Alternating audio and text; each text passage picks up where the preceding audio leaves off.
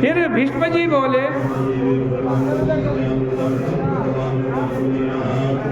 कि प्रभु आपके तो केवल दृष्टि विलास से, दृष्टि विलास सृष्टि लय होई। भगवान के दृष्टि मात्र से ही सृष्टि उत्पन्न हो जाती है, सृष्टि का पालन हो जाता है और सृष्टि का संहार हो जाता है। ब्रह्मादि देवता भी जिनको जानने में समर्थ नहीं है, फिर महाराज क्या बात है। आप पांडवों के यहाँ दूत बन करके रहते हैं, कभी दूत बन जाते हैं, कभी रथ चलाने वाले ड्राइवर बन जाते हैं, कभी यज्ञ में झूठे पत्तल धोने वाले बन जाते हैं। हे प्रभु, हमारे हृदय में बड़ा संदेह है। आप समदर्शी हो, सेवा करने के लिए तैयार लोगों को छोड़ करके पांडवों के भाई, मित्र, गुरु संकट में सहायक होते हैं। प्रभु, क्या इन पांडवों ने कोई वशीकरण मंत्र जान रखा है जिससे ईश्वर रूप आप उनके वशीभूत हैं? इसका कारण कहे। भगवान श्री कृष्ण बोले, भीष्म जी तुम न ही पूछो तो अच्छा है,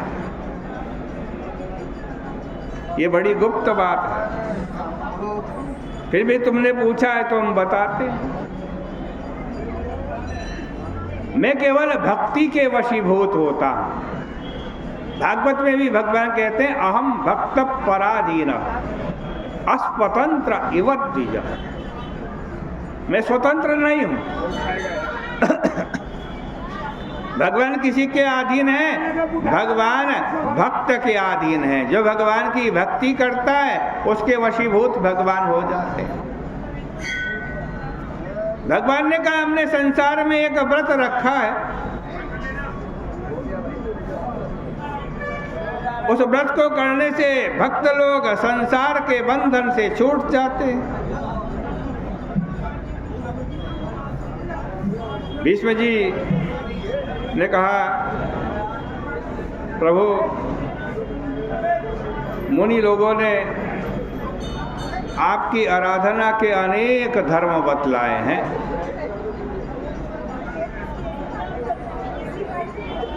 जिस धर्म से आप वशीभूत हो जाते हो उस धर्म को बतलाओ प्रभु।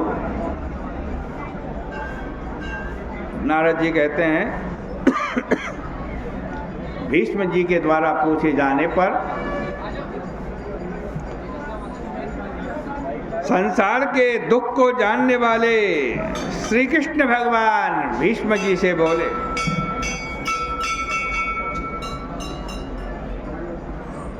मैंने एक व्रत रखा है, उस व्रत का जो अनुष्ठान करता है, उस व्रत को जो करता है, हम उसके वशीभूत हो जाते हैं। तुमको उस व्रत की कथा बतलाते हैं। पूर्व काल में उज्जैनी में 5 ब्राह्मण के पुत्र रहते थे। एक का नाम कवि, दूसरे का नाम शुचि, तीसरे का नाम दृढ़, चौथे का नाम दंत और 5वें का नाम हंस था। किन्नरों के समान स्वर से गान करने वाले उन्होंने राजाओं की सभाओं में देश देशांतर में जाकर बड़ा सुख पाया। वेद विद्या में प्रवीण, रूपवान, युवावस्था को प्राप्त, गंधर्व विद्या में प्रवीण, 5 बड़े मनोहर थे। उन्होंने अनेक राजसभाओं में गान करते घूमते अनेक प्रकार के चरित्र देखे, बहुत द्रव्य और आभूषण पाया। आडंबर युक्त खर्च करते थे, तत्वों को वो जानते नहीं थे।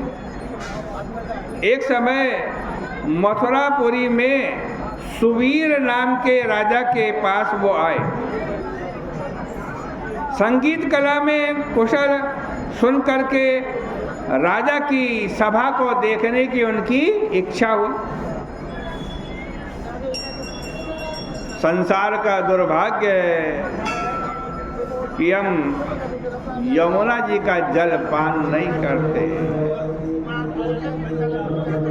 कंस को मारने वाले भगवान श्री कृष्ण ने जहाँ पर क्रीड़ा की थी, देखो जैसे पारस मणि का स्पर्श करके लोहा सोने में बदल जाता है, इसी तरह यमुना जी के जल का स्पर्श करते ही पाप पुण्य में बदल जाता है। पांचों ब्राह्मण यमुना में स्नान उन्होंने किया, उपवास किया, 4 दिन रहे। एक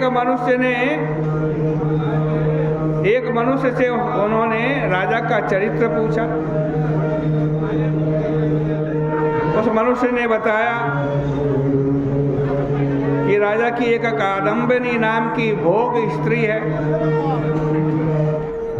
संगीत विद्या में कुशल, राग तथा कंठ में किन्नरी के समान है।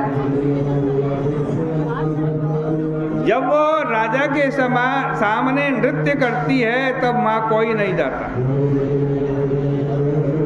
ऐसा सुनकर विचार करके वो राजा को देखने के लिए जिस जगह बाजा तथा नृत्य ताल का शब्द हो रहा था वहां पहुंच गए।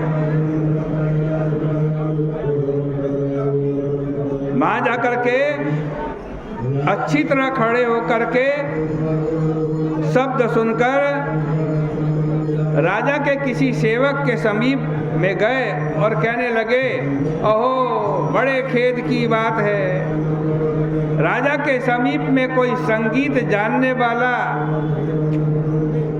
नहीं रहता, क्योंकि ये जो बाजा बज रहा है इस बाजे में नृत्य में शुद्धता नहीं है।